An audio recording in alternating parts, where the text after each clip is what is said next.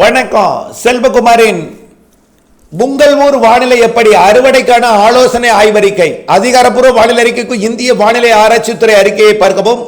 2025 ஜனவரி 22 புதன்கிழமை அதிகாலை நிலவர ஆய்வறிக்கை. டெல்டா உள்ளிட்ட அனைத்து மாவட்டங்களிலுமே பல்வேறு விதமான தானியங்கள் அறுவடை பணிகள் நடந்து கொண்டிருக்கிறது. மக்காச்சோளம், வெங்காயம் மற்றும் வட உள் மாவட்டங்களில் கூட டெல்டா மாவட்டங்கள் உட்பட தென் மாவட்டங்கள்லையும் நெல் அறுவடை சுமார் 80-75% பகுதிகளில் அறுவடை நடைபெற்று கொண்டிருக்கிறது. இந்த நிலையில் வானிலை அச்சுறுத்தலை கொடுத்து வருகிற நிலையில் அறுவடைக்கு வாய்ப்பு வழங்குமா, மீண்டும் பாதிக்கும் மழை இருக்குமா என்கின்ற அச்ச உணர்வுடன் விவசாயிகள் இருந்து கொண்டிருக்கிற நிலையில் அறுவடைக்கு இடையூறு கொடுக்கும் மழை இருக்கிறது, இடைவெளியும் இருக்கிறது. வானிலை அறிந்து விவசாயம் செய்ய வேண்டும் என்பதற்கான ஆய்வறிக்கை இது. கடந்த மழைப்பொழிவின் பொழுதே 22-23 தென் மாவட்டங்களுக்கு மழைப்பொழிவு இருக்கிறது என்பதை அறிவிக்கப்பட்ட நிலையில் இன்றைக்கு 22ஆம் தேதி புதுக்கோட்டை மாவட்டத்திற்கு தெற்கே மழை வாய்ப்பு இருக்கிறது. காற்று சுழற்சியானது ஆஸ்திரேலிய காற்று சுழற்சியில் அதாவது ஆஸ்திரேலிய புயலில் இருந்து விடுபட்டு நிலநடுக்கோட்டு இந்திய பெருங்கடல் நிலநடுக்கோட்டுக்கு தெற்கே இருக்கக்கூடிய காற்று சுழற்சியின் கட்டுப்பாட்டிற்கு வந்து மேற்கு நோக்கி நகர இருக்கிற காரணத்தினாலே, மாலத்தீவு லட்சத்தீவு இடைப்பட்ட பகுதிக்கு காற்று சுழற்சி நகர இருக்கிற காரணத்தினாலே கிழக்கு காற்றை தமிழ்நாட்டிலே கொண்டு வந்து ஏற்ற இருக்கிறது. இதன் காரணமாக இன்றைக்கு 22ஆம் தேதி புதன்கிழமை மதியம் டெல்டா மாவட்டங்களிலே கருமேகம் சூழ்ந்து மழை கொட்டிவிடும் போல் அறுவடை விவசாயிகளை அச்சுறுத்தும். அச்சப்பட வேண்டாம். டெல்டா மாவட்டங்களில் இன்றைக்கு மதிய மாலையில் கருமேகம் சூழ்ந்து மிரட்டினாலும் அது தூறலை கொடுத்து விட்டு போகும். ஆனால் தூறல் கொடுத்தாலும் உடனடியாக காய்ந்து விடும் அளவிற்கு தான் அந்த தூறல் இருக்கும். ஆனால் புதுக்கோட்டை மாவட்டத்தின் வடக்கு பகுதியை விட புதுக்கோட்டை மாவட்டத்தின் தெற்கு பகுதி அறந்தாங்கி ஆவுடையார் கோவில் மற்றும் மணமேல்குடி தொடங்கி கன்னியாகுமரி வரைக்கும், புதுக்கோட்டை மாவட்டத்தின் தெற்கு பகுதி ராமநாதபுரம் மாவட்டத்தில், அதாவது சொல்வது எல்லாம் புதுக்கோட்டை மாவட்டத்திற்கு உறுதியாக பெய்தும் விடாது, நான் எதிர்பார்க்கப்படக்கூடிய வாய்ப்பாக எடுத்துக்கொள்ளுங்கள். ஆனால் வாய்ப்பு கூடுதல் உள்ள இடம் ராமநாதபுரம் மற்றும் சிவகங்கை மாவட்டத்தில் ஆங்காங்கே மதியம் இன்றைக்கு மாலை இரவிலே முன்னிரவிலே மழை வாய்ப்பு இருக்கிறது. ராமநாதபுரம் மற்றும் புதுக்கோட்டை மாவட்டத்திற்கு ஓரம், கடல் ஓரம் மற்றும் சிவகங்கை மாவட்டத்தில் ஆங்காங்கே, ராமநாதபுரம் மாவட்டத்தில் ஆங்காங்கே, தூத்துக்குடி மாவட்டத்தில் ஆங்காங்கே, திருநெல்வேலி மாவட்டத்தின் கிழக்கு பகுதி அதாவது ராதாபுரம் ஒன்றிய பகுதிகள் ஆங்காங்கே, அதே போல கன்னியாகுமரி மாவட்டத்தோட கிழக்கு பகுதி கன்னியாகுமரி, நாகர்கோவில், சுசீந்திரம் மற்றும் அப்படியே ஆரல்வாய்மொழி உள்ளிட்ட பகுதிகளுக்கு ஆங்காங்கே, அப்படியே கன்னியாகுமரி திருநெல்வேலி மாவட்டத்தை பிரிக்கக்கூடிய மேற்கு தொடர்ச்சி மலை பகுதிகள் அதாவது நாலுமுக்கு, ஊத்து, மாஞ்சோலை, காக்காட்சி போன்ற பகுதிகளில் ஆங்காங்கே, அதே போல் அதனை ஒட்டியுள்ள சேரன் மகாதேவி போன்ற பகுதிகளில் ஒரு சில இடங்களில் ஆங்காங்கே மழை பொழிவு இருக்கும். இன்றைக்கு 22ஆம் தேதி மதியத்திற்கு பிறகு மாலை முன்னிரவு நள்ளிரவு, நாளை அதிகாலை 23ஆம் தேதி அதிகாலை வரை. ஆக இது ஒரு அச்சுறுத்தும் மழை தான். ஆங்காங்கே மழை பொழிவை கொடுக்குமே தவிர பெரிய அளவிலே பாதிக்கும் மழை பொழிவு அல்ல.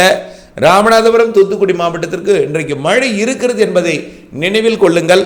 மதியத்திற்குள் முடிந்தால் அறுவடை செய்ய பாருங்கள். அங்கே சற்றே உங்களுடைய அறுவடை செய்திருந்தால் வைக்கோலையோ அல்லது தானியங்களையோ பத்திரப்படுத்திடுங்கள். ராமநாதபுரம் மற்றும் தூத்துக்குடி மாவட்டம் மற்றும் சிவகங்கை, புதுக்கோட்டை மாவட்டத்தின் தெற்கு பகுதியில். ஆனால் பரவலாக எல்லோருக்கும் இருக்காது. முன்னெச்சரிக்கை அவசியம் என்பதற்கான இந்த அறிக்கையை சமர்ப்பிக்கிறேன். அடுத்தபடியாக டெல்டா மாவட்டங்களிலும் மதிய மாலை மிரட்டும். கவலைப்பட வேண்டாம். பிற மாவட்டங்களில் பெரிய அளவில் பிரச்சனை இருக்காது. ஆனால் மிரட்டும் வானம், மேகமூட்டம், கருமேகம் எல்லாம் இருக்கும். காரணம், கிழக்கு காற்று நுழைகிறது. கிழக்கு காற்று, குளிர்காற்று எல்லாம் இணைந்து மேகமூட்டத்தை கூடுதலாக திரட்டுமே தவிர தென் மாவட்டங்களுக்கு மட்டுமே மழை வாய்ப்பு இருக்கிறது என்பதை புரிந்து கொள்ள வேண்டும். அடுத்த மழை வாய்ப்பை பொறுத்த வரைக்கும் அடுத்த காற்று சுழற்சி தற்பொழுது சிங்கப்பூருக்கு தெற்கே சுமத்ரா மற்றும் ஜாவா இடைப்பட்ட பகுதிகளில் நிலை கொண்டிருக்கிறது. அதுவும் ஆஸ்திரேலியாவின் காற்று சுழற்சியின் பிடியில் நீடித்துக் கொண்டிருக்கிறது, புயலின் பிடியில் நீடித்துக் கொண்டிருக்கிறது. அது விலகி சென்றதும் தப்பி வந்து சுமத்ரா தீவரிகை நீடித்துக் கொண்டிருக்கூடிய காற்று சுழற்சியோட இணைப்பை ஏற்படுத்தி கொண்டு இணைந்து வரக்கூடிய 28ஆம் தேதிக்கு பிறகு 29, 30 தேதிகளிலே இலங்கைக்கு நெருக்கமாக வந்து 30ஆம் தேதியிலிருந்து பிப்ரவரி 2ஆம் தேதி வரை தமிழ்நாட்டிற்கு மீண்டும் அடுத்த சுற்றின் மழைப்பொழிவை கொடுப்பதற்கு ஆயத்தமாகி கொண்டிருக்கிறது எனலாம். உறுதியாக ஜனவரி 30, 31ஆம் தேதி தென் மாவட்டங்களுக்கு மழை வாய்ப்பு தெரிகிறது. கண்டிப்பாக தென் மாவட்டங்களுக்கு நல்ல மழை பொழிவு தெரிகிறது 30, 31ஆம் தேதி ஜனவரியில். அது அனைத்து மாவட்டங்களுக்குமே தெரிகிறது. குறிப்பாக தென் மாவட்டங்களின் மேற்கு தொடர்ச்சி மலைப்பகுதிகளுக்கு தெரிகிறது. அதாவது கொடைக்கானல் மலை முதல் கன்னியாகுமரி வரைக்கும் உள்ள மேற்கு தொடர்ச்சி மலை, அதே போல தென் மாவட்டங்களின் கடலோர பகுதிகளுக்கு தெரிகிறது. உறுதியாகவே நம்பப்படுகிறது, எதிர்பார்க்கப்படுகிறது. அதே நேரத்தில் டெல்டா மாவட்டங்களிலும் 30, 31ஆம் தேதி நனைக்கும் மழை முதல் லேசான மிதமான மழை வரை ஆங்காங்கே கொடுக்கும். அதே நேரத்தில் 30, 31ஆம் தேதி அனைத்து மாவட்டங்களுக்குமே தூறல் நனைக்கும் மழை பொழிவு கொடுக்கும். அதாவது கர்நாடக எல்லையோர ஆந்திர எல்லையோரம் வரைக்கும் கடந்த முறை பெய்தது போல ஏதேனும் ஒரு நாள் 30, 31 அல்லது பிப்ரவரி 1, 2 தேதிகளில் ஏதேனும் ஒரு நாள் கர்நாடக ஆந்திர எல்லையோரம் வரைக்கும் எட்டி பிடித்து தூறலை கொடுக்கும். ஆனால் 4 நாட்களுமே மிரட்டும் வானம்தான். 30, 31 மற்றும் பிப்ரவரி 1, 2 தேதிகளிலே தமிழ்நாட்டின் ஒட்டுமொத்த மாவட்டங்களுக்குமே மிரட்டும் வானிலை, தூறல், சாரல் மற்றும் தென் மாவட்டங்களுக்கும் டெல்டா மாவட்டங்களுக்கும் மழைப்பொழிவு, மேற்கு தொடர்ச்சி மலை மாவட்டங்களுக்கும் தூறல், சாரல் மழைப்பொழிவுகள்லாம் இந்த மாத இறுதி 2 நாட்கள் மற்றும் அடுத்த மாதத்தில் முதல் 2 நாள் 4 நாட்கள் வாய்ப்பு இருக்கிறது என்பதை நினைவில் கொள்ள வேண்டும். அதனைத் தொடர்ந்து பிப்ரவரி 10 தேதியை ஒட்டி மீண்டும் ஒரு காற்று சுழற்சியும், பிப்ரவரி 20 தேதியை ஒட்டி மீண்டும் ஒரு காற்று சுழற்சியும் இருக்கிறது.